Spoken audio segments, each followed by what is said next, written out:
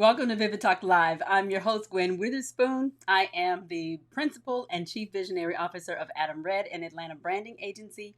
I'm a brand strategist and a better life coach. Vivid Talk Live is all about your personal and professional development. I am here to help you learn a fresh way of thinking and doing for all you were designed to build. I am streaming live to Facebook, YouTube, and Periscope, and then you can watch the stream from those channels and on my website at gwenwitherspoon.com. Replays are available there as well as on IGTV and Twitter. Now make sure you follow your favorite channels so you'll receive notifications when I go live Wednesdays at 7 p.m. Eastern Standard Time. I woke up this morning with the word difficulty on my mind. Last week I asked what would make your life better. I suggested 3 actions to take, and the last one was becoming. All day I just kept thinking about the fact that embracing difficulty is work, and that reminds me of the Works model, yet another brain hack to help you to become yourself. Make sure you introduce yourself in the comments and don't hesitate to ask questions. Say hi to Katrina and Ron. They're going to help me monitor the comments. Thank you so much for joining. Please share the link, invite your friends, and we're going to get right to it after this.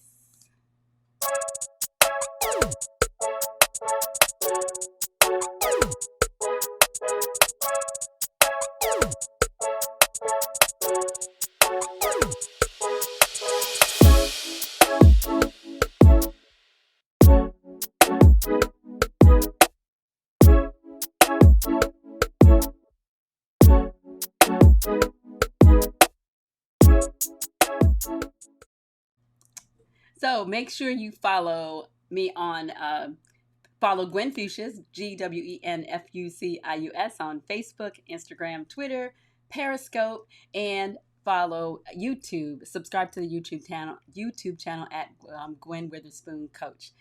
Woo! This has been a day. So you talk about difficulty. What's hilarious is like a few minutes before I'm scrambling through my house trying to go get my glasses because I'd left them sitting in another part of the house. Hilarious. Anyway, so glad to have you here tonight. Make sure you check out gwenwitherspoon.com. That's where you're going to find everything about me. And you'll also have the opportunity to check out all the replays, and you can see here we're streaming live there. There are links also to all the channels if you want to watch on one of those, and we have all the replay videos listed here as well. If you want to reach out to me, you can go to our contact form on the page, or you can post a comment, and even if I don't see it, somewhere between me, Ron, and Katrina, we will make sure we get your question answered. Woo! Now, listen, I don't know. I'm super excited about this topic, even though difficulty doesn't really feel like a fun thing to talk about. But I literally woke up thinking about the word, and it just as I just pondered it more and more and more, I thought about the fact that difficulty is inescapable. Hey, how's everybody? Difficulty is inescapable. That literally everywhere we turn, we really have opportunities to have it. And I thought about the word trouble, right? So difficulty, trouble, there's so many synonyms for the word difficulty, and trouble is one of them. And I thought about it. There are 3 types. I think trouble falls into 3 categories. One, it's personal. So there's some emotional stuff going on inside of us, personal development, personal identity, all those things. So those can cause us trouble. And then there's relationship trouble, right? How we relate to other people, how we relate in the world. We can have some trouble in those areas. And then also events like a pandemic, civil unrest, economic downfall. All of these things are trouble, right? But and every single one of those categories of difficulty, categories of trouble, all of those give us an opportunity really to grow. So I hate, as painful as the idea is, I was thinking about it too. Most of the time, most of us are looking for every way possible to not experience difficulty, to escape trouble. And then so the more I thought about that, I realized, or the word work came to me. And and I thought about it. Most of us don't really want to have to work too hard. Like if something is going to appear to be difficult up front, we always, I think I don't really want to work that hard, right? And so it's easy for us to try to find the easy way. But what occurred to me, I was reminded of the word I mentioned back, I think on the very first Vivid Talk live episode. I talked about the Greek word. I said ergos, but it should have been ergon. So the word ergon, I think I'm pretty sure I'm probably not pronouncing it correctly, but the word ergon, I looked it up again, and it means, let's see here, it comes from a root word, the root word ergo, which means to work, also means to toil as an effort, and then it means, by implication, it's an act, right? And then it means also to labor. So again, work, right? But what I said in the very first episode is that it, by implication, kind of one of the meaning of that word is to become. So last week I asked you the question, what would make your life better? And I shared like 3 basic actions that you needed to take to make your life better. And the last one was becoming. And I said, and I shared this, I quoted myself. So I said, let me show you this. I want to show you this graphic I created. So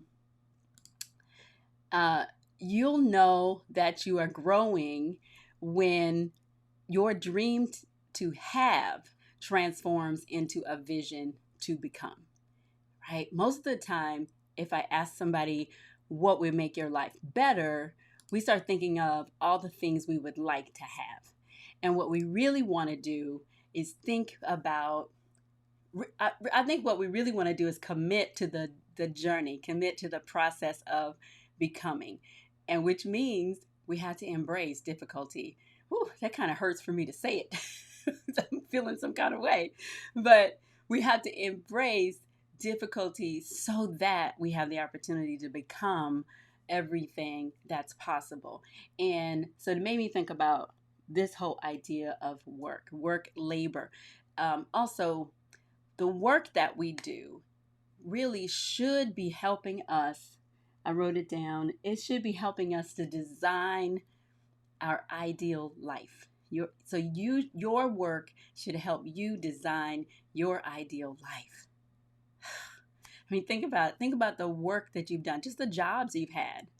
Is the is the is that job helping you? The work you're doing in that job, the tasks, the functions, the actions that you have to take day to day in that job, are those actions helping you to design the life that you want, the ideal life that you imagine?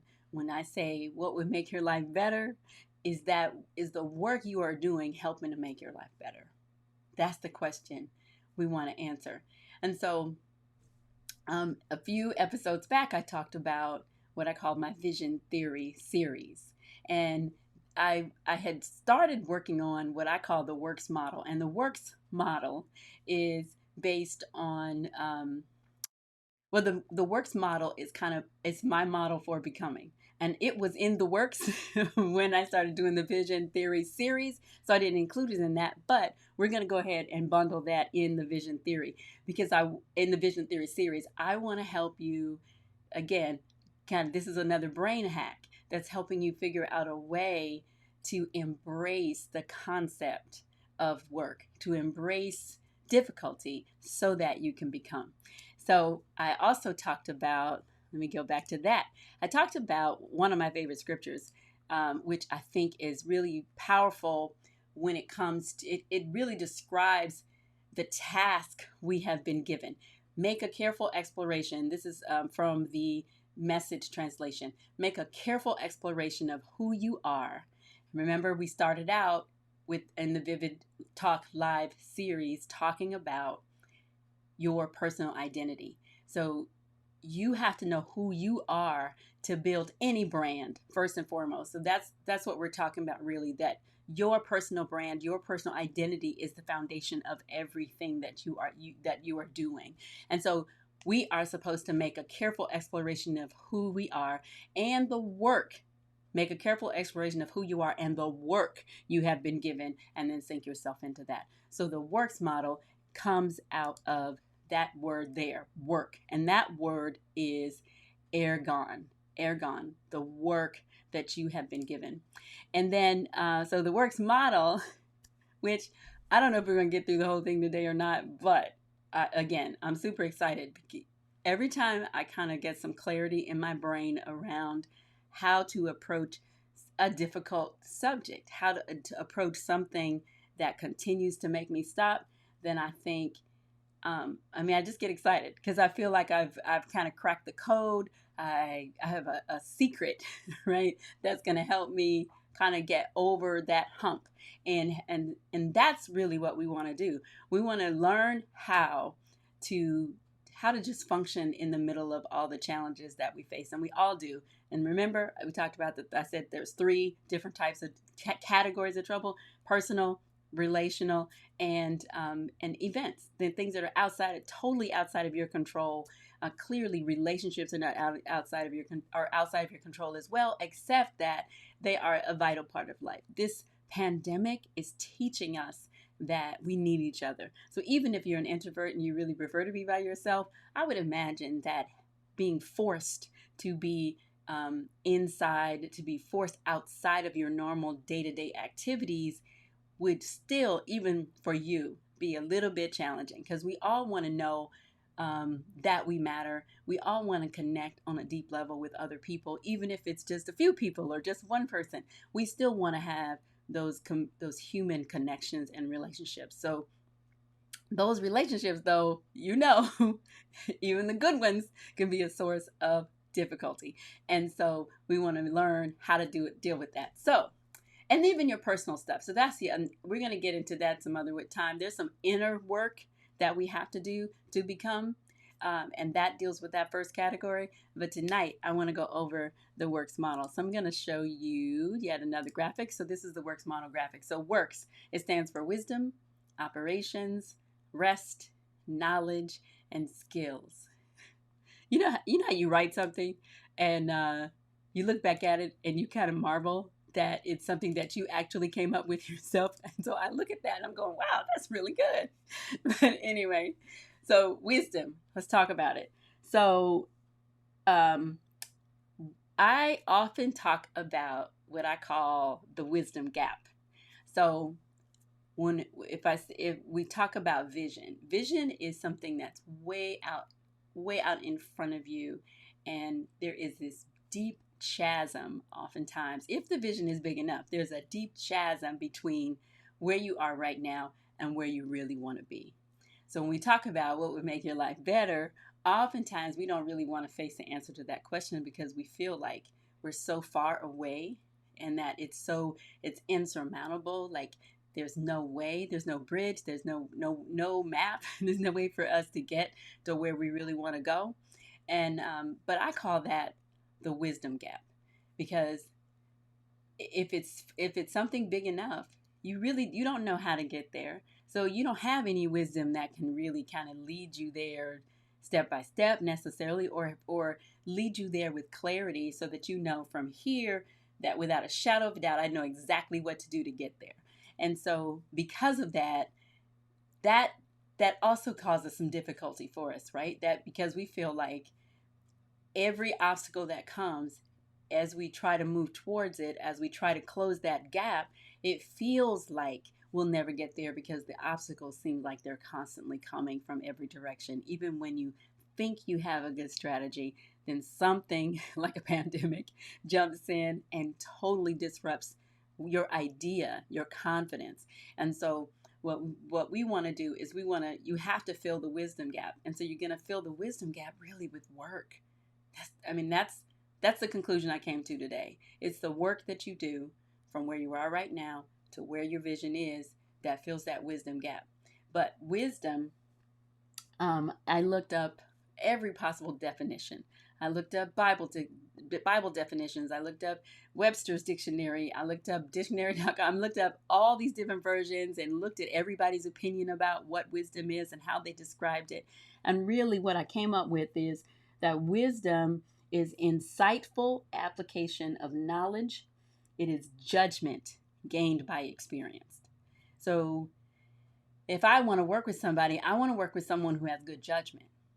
And you may not necessarily know exactly how to do a specific task, but if you have good judgment when you're presented with information, you know how to make decisions, given all of the circumstances, and you're able to kind of look at it all. And every time, or the more experience you've had actually doing that, the more confident I feel in actually trusting your judgment, right? Even yourself. Like now I'm getting to the point, I told you when we started that the idea of doing Vivid Talk Live, though I wanted to do it and I've been planning for it, when it came time to do it, I was terrified. And so now I feel like I've gained a certain amount of wisdom and comfort in actually putting everything together, getting on camera and talking to you, getting through every possible technical difficulty. My camera is still gone. So now when I read from the teleprompter, you can see my eyes looking up. I left my glasses, all these things. So I'm learning now, because I've had some experience, now I'm learning just how to flow in the middle of that and just use good judgment as to what I'm going to say. And most of the time, I really don't know what I'm going to say.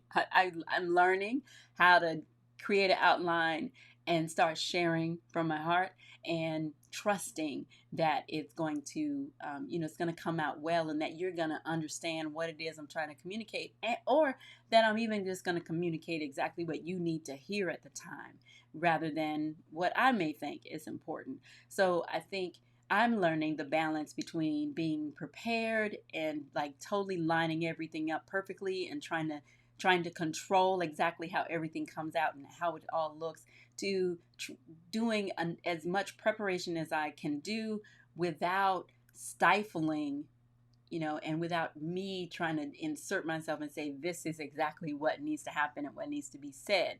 And what I'm learning is I can trust my own judgment, and I can also trust that you're going to hear exactly what you need to hear, and it won't be hindered.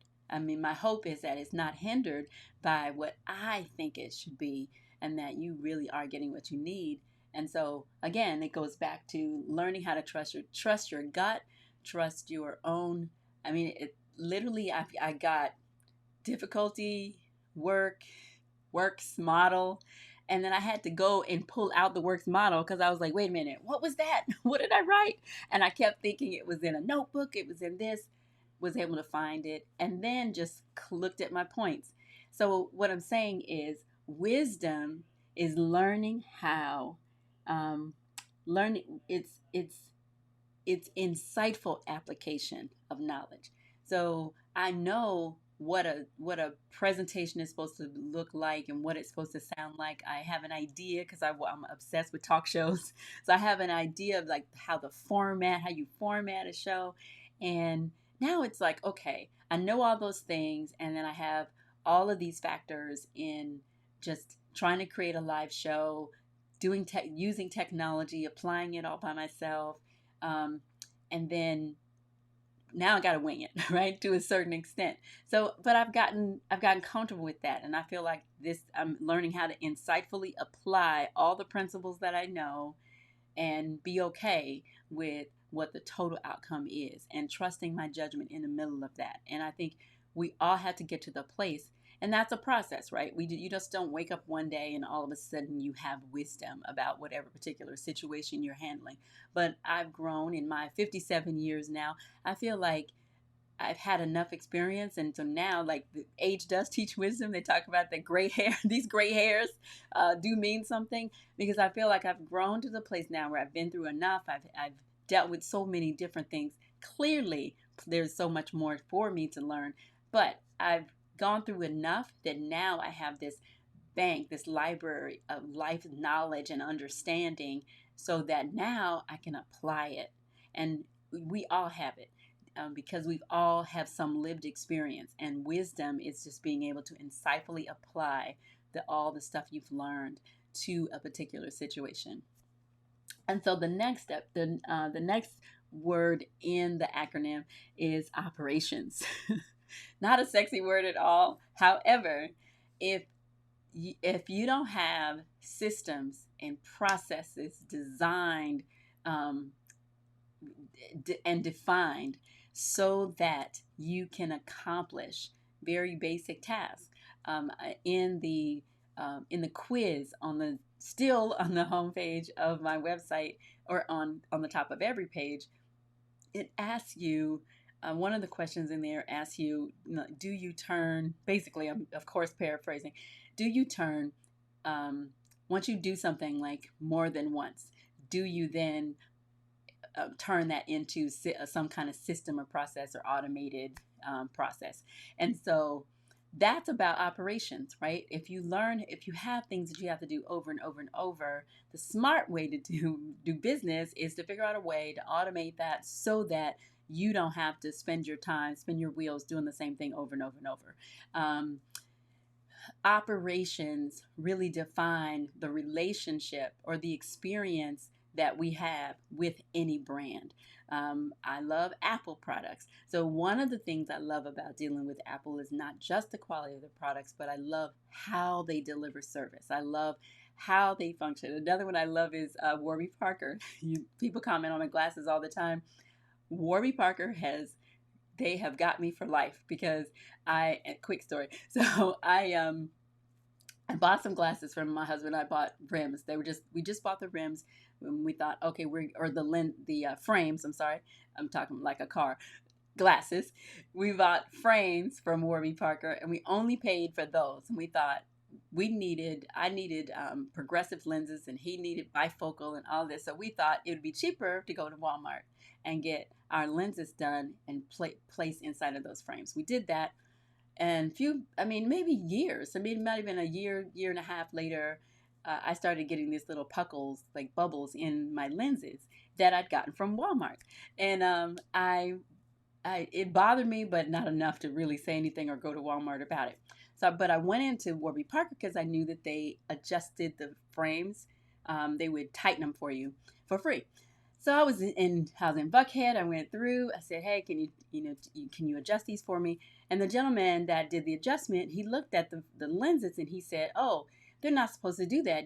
Do you mind if I send them in?" And I was like, "Oh, okay," right? And so it caught me so off guard that I had forgotten that we didn't buy the lenses from them, right? So I go home. He calls me back and he says, "I can't find your prescription in our system." And then I go, "Oh yeah, that's because I got the lenses at Walmart." And he says, "Oh, okay, well, send me the prescription and I'll go ahead and send them in." And I was like, "Wait, what?" First of all, he was sending them in under a warranty that, had I bought the lenses from Warby Parker, would have been expired anyway. But he offers to send them in under warranty. Then he finds out that they didn't do the lenses. Like, the problem with the lenses is not even their issue. But he said, "Oh, no problem. I'll send them in anyway." So anyway, long story short is I ended up getting not a new pair of glasses, not just a new pair of glasses, but I had two. They let me keep the frames that I had. They gave me this whole new set of glasses. So it was like a $295 pair of glasses that I got for nothing because they just wanted to offer me great service. And so that's an example of operations. Like, how do you operate? How do you function? Learning how to function and create systems in your life that not only benefit you, but that benefit other people. That's part of your work. That's part of figuring out how you're going to function and show up in the earth. You, your business, your brand in general. And then the next letter in the acronym is rest. I like this one. It kind of makes me sweat to think about rest. Isn't that wrong? Yeah, I'm getting hot. My nose is beating up when I say the word rest. But I used to have a lot of people say to me, I don't hear it as much, but y'all are probably thinking it. But I used to have people who would say, "Well, when do you rest?" And my answer was always pretty much, I don't need any rest. I love what I'm doing. And I like it. I enjoy developing and creating and building and growing and learning and solving problems and making stuff up. That's something I've always enjoyed. And when I was younger, I literally could work literally 24 hours, 7 days a week. It never, the idea of like laying down and taking a nap was totally out off of my radar, not even on a list anywhere. I just liked it. And so to me, rest was like this foreign concept. And of course, as I've gotten older, I'm still super energetic, still can throw down. Like I can outwork my children, right? My child, my grandchildren, I can outwork a bunch of people. But I still now need to slow down, take a nap, rest, blah, blah, blah, all of that. And I enjoy it. And then I have an amazing relationship with my husband. So I enjoy resting and just taking time with him, right? But what I learned one day, all of a sudden, I just got this revelation that rest is a celebration of creation. Rest is something that needs to be embedded. Now, you don't need a whole bunch of rest if you're not working, right? Sometimes I talked a little bit last week about comforting yourself. And sometimes we comfort ourselves by resting, vacationing. We can kind of get overtaken by seeking pleasure in a way that doesn't support our real deep down need to become, which is to overcome difficulty, to work, to expend energy, to make an effort, to get to the vision that we see way out there, to fill in that gigantic chasm of a wisdom gap. Like, we have a need to do that. And sometimes we can comfort ourselves by doing activities that kind of really lead us away from that. Then we don't really get to the thing we really want. It's easier to just kind of settle for where you are and what you see and what you know. Of course, that's comfortable because even if you're in a negative situation, you can say, well, at least, what did they say? The devil I know is better than the devil I don't know. And my thing is, I really don't want to know a devil. I don't want to know the devil. I want to step out into the unknown and trust that the positive future that I see, that it really is possible, that it's coming to me, and that every step I'm making incremental progress, and that I'm going to get to the life that I believe I deserve, no matter what. And um, so rest. So I think rest is also about um, taking time to really get in touch with what's going on the inside. It's about shutting out the noise that's coming, all the voices that are coming from every possible direction. And I also talked about a concept that I use over and over, is the brainstorm. I think rest is about clearing your mind, clearing the brainstorm, giving yourself an opportunity to really even take inventory of the thought processes, take inventory of what you believe, to expose lies that you've been living on. I think it's not necessarily, I think you can almost live in a state of rest. Um, and I think definitely there's a physical time that you need to set aside for resting your body, your mind, all of those. But at the same time, there's also a rest that you can experience, like as you spend more time becoming, and as you invest more of your work in in what you were designed to do.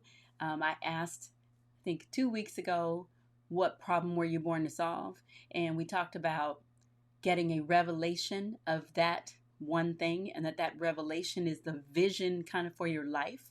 And I think as we learn to live our lives and spend our time and energy focused on that one thing we were born, that revelation that we were born, of what we were born to do, and to become. Once we live like that, I think then that is a state of rest.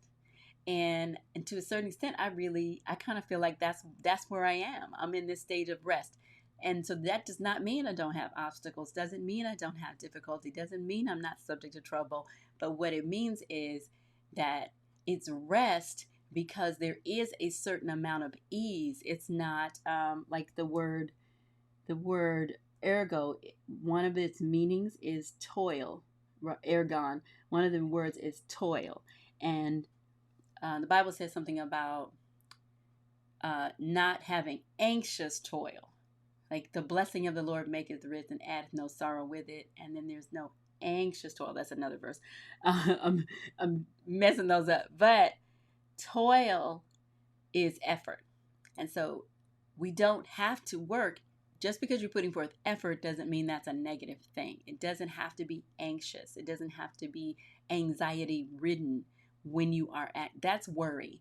What we're talking about is just expending energy to do something, to take action, to move toward the thing that you're believing for. It requires energy, but it's a much more, it has a much more positive source. So in that, it's possible to live your life at rest while you are working. Anyway, that was good to me. I don't know how you felt. How'd you feel about that? That felt good. So isn't that funny? I started out feeling a little anxiety when I said the word rest, and then I ended it at peace. Like I feel good about that. So the next word in the model is knowledge. Knowledge, and this is not in any specific order, but I think it's just a great way to think about this whole concept of work, and helping us to become everything that we were designed to be. And so knowledge comes by by knowledge comes by research, by study, by observation. Like knowledge is the gathering of information, and think about it. When you, just because you have some information, like with all of the Facebook ads, like I don't know about you, but I see a lot of ads about coaching and marketing tips and all that, because that's what I do, right? So I get other people's programs and digital marketing. This is how you do that, and this is how you do that. And really, I'm one of those people that I'm a pretty quick study. So, like back in the day, I used to do temporary work, administrative stuff, because I've always been organized, and there was always a great way for me to make extra money. And what I found was I went to a temp service, and you know how they test you, or if you've ever been done anything like that, when you go, they make you take all these tests. And what I found was I could take the test, and by the time I finished like reading all the questions that they're asking about maybe how to use Microsoft Excel, even if I didn't really understand exactly how to do that, the information that I was gathering as I was reading the questions was teaching me, giving me information about how to actually do it, even though I really didn't know, right? So I was learning just by reading the questions. I was gathering information, and I was using that information to help me understand how to actually use that software, right? But just because I had the information and I started gaining an understanding after I kind of meditate on, review, kind of use that information, like I would go from temp service to temp service and take different tests, and every test I would gain more understanding, right? I would understand more about this is how you use this particular feature, blah, blah, blah. That doesn't mean I had the wisdom yet for how to actually apply what I had learned just taking those courses. I just had better. I always say I know enough to be dangerous, and so I can speak intelligently about it. But that didn't mean that I actually knew how to really use it and apply that in my day-to-day life. And so what I found too, I call myself a better life coach, and as a better life coach, what I want to do is help my clients, help entrepreneurs, help other folks like me who are out there building, trying to be the best versions of themselves so that they can fulfill the vision in their lives. I want to make sure that I am helping you to learn how to apply what it is you're learning. So one of the things that I'm doing too is we have Adam Red is the branding agency I mentioned when we started, and we have a extension brand called Spread Digital. And what I realized is Spread Digital is about us helping you we're providing you with DIY tools to help you master your marketing. So Adam Red is for a full service agency. When you're starting out, you don't have the means. And even if you had the money, it may not necessarily be the best way to spend it to pay somebody full service to do what you need for your business, because you really aren't at the right stage to warrant that, or for that to really pay off for you financially. And so what we've done is we've curated a suite of DIY tools. Now you have access to tools all day long. You can get you can read the support articles to figure out how to do it. You can watch the email tutorials they provide. You can watch YouTube videos to figure out how to use it. There's just so many different ways. You can ask somebody else's opinion. Hey, how do I do this? But when you get that information, that doesn't mean, and even when we curate our tools, we realize just having the tools and having some instruction around how to use the tool doesn't help you understand exactly how to use that and how to apply that information to your situation, right? That you can have knowledge, you can have understanding. Hey, you use this tool because you need to program your social media across multiple platforms. Yeah, I understand what it is.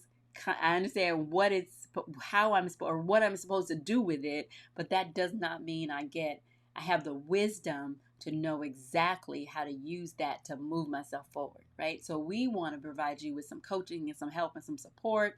The Vivid brands, the Vivid Talk Live, this is part of that as well.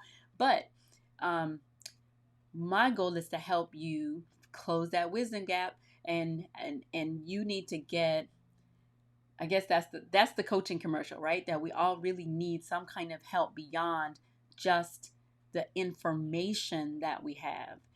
And you may have some knowledge about something, about a concept, but physically learning and then how to actually apply that's a whole nother situation. But knowledge is the first step, right? If you don't get the information, that's the other thing we talked about.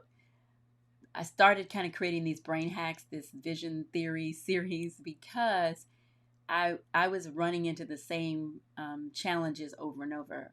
Get ready to write a business plan. Every time I came to a section of the plan, maybe the financials that I wasn't as comfortable with, that would make me stop, right? And so what I want to do is, you need help to kind of help you bridge that wisdom gap, fill it up so that you understand, you have the information, you have an understanding of what it is you're supposed to do with that, but then you get that wisdom, that extra boost, like that turbo boost, where you start understanding, this is how I actually apply this to the situation.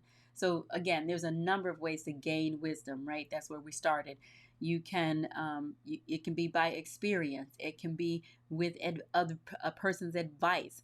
Typically, what a coach really does is doesn't tell you what to do. Coach is really just helping you kind of come to understand what it is really going on inside of you, how to actually interpret that and gain trust and confidence in that, right? So then the last step in the acronym, so I'm proud of myself, I'm going to actually finish it. So the last word in the acronym is skills. And I just thought of that with a Z. I don't know why that came to mind. Anyway, so skill is really, it's developed by training. So training is different from, like, you can get information, but training helps you to really use discipline to actually apply it, right? Apply the information, the knowledge you gain, apply the understanding that you gain. And we do that with practice. And it's also, we talked about before, you got to learn how to master your habits. And I mentioned that in our Flip Productivity System, we want to help you master your habits, and that's how you develop skill. Some of us are skilled. I'm skilled at Netflix, binging on Netflix. And I go in hard. I'm dedicated to that. I got a spot on my couch. I've got my head, a certain head dent in a pillow. I've gotten in. That's a habit I have gained. But I need to also, at a certain point, I can't allow that to overtake me. When I see it overtaking me, then now I got to get up and master the habit or master the discipline of getting outside, getting some physical activity, maybe master the habit of developing my own concepts, because I'm watching somebody, I'm buying into somebody else's vision. I'm seeing their success when I sit there and binge on YouTube and Netflix. But I need to be able to get out of that and develop the habit of developing my own, doing something different, right? If I want to get to that better life that I see ahead of me, then I've got to learn. I've got to put myself in training. I mentioned that before as well, and I have a book coming out soon. I'm not looking at Katrina. I have a book coming out soon, and it talks about inward training, really enlisting yourself in your own kind of personal boot camp, helping you really get control of your own inside world, and that requires training, right? Like training is it's specific. It helps you gain a skill in a specific area, and so coaching is one thing, training is a whole nother. And all of that training helps you to apply all the knowledge, all the understanding, helps you apply wisdom and how to practice it. And once you do that over and over and over, you run drills, right? You create drills for yourself. I always say the best way to learn new software or learn some new anything is to have a real situation that you can practice on, right? You want to run through, you want to kind of create a drill for yourself. And the more you practice that, even public speaking, they say that public speaking is probably like the number one fear that most people have. And the way you get through that fear, that you um, that you practice, right? There was a gentleman, Peter Daniels. He's an Australian millionaire that came to my church years ago, and I love.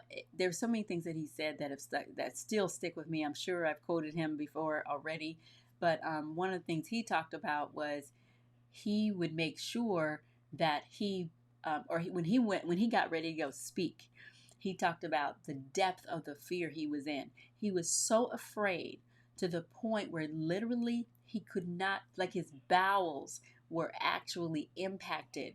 So he would have to drink like some ridiculous pasty kind of thing just to keep his stomach and his gastrointestinal system to keep it, make it even possible for him to be able to stand up in front of people during the speech. He was so terrified.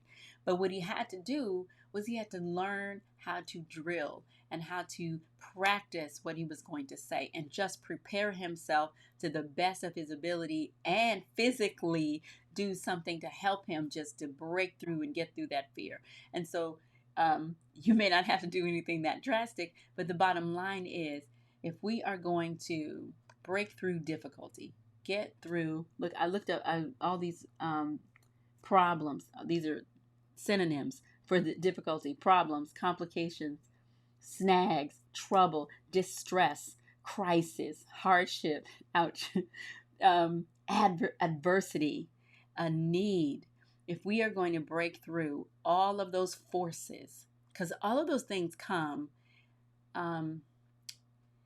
it's about you, but at the same time, it's really not about you. Those things come to attack the problem that you were born to solve. Those things come to perpetuate the problem that you were born to solve. Those things come to stop you from being the solution to that problem.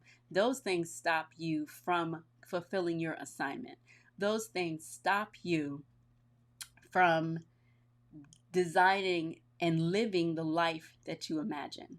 Those things stop you from just sucking it up and getting the work done. It's because that's what it's designed for.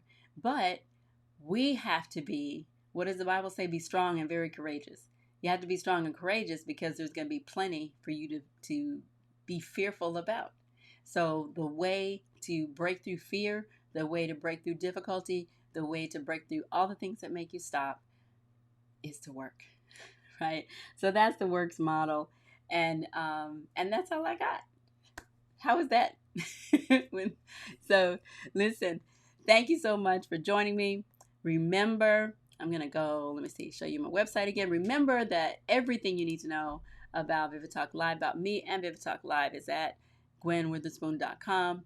You can see the replays. You can watch live. You'll get the links to all the channels, and you can contact me at on this page as well. Also, make sure you visit gwenwitherspoon.com/subscribe and subscribe to my email list. So that way we can make sure that you get notified every time there's some change, some exciting development, and even so I can kind of provide you with some extra value as well. I am so excited that you joined me.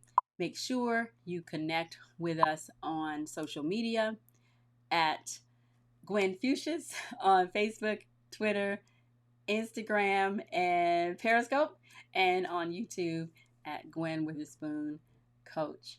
Thank you guys so much for joining me. Please make sure you share this broadcast with other folks, anybody else that you think that would benefit from anybody having an identity crisis.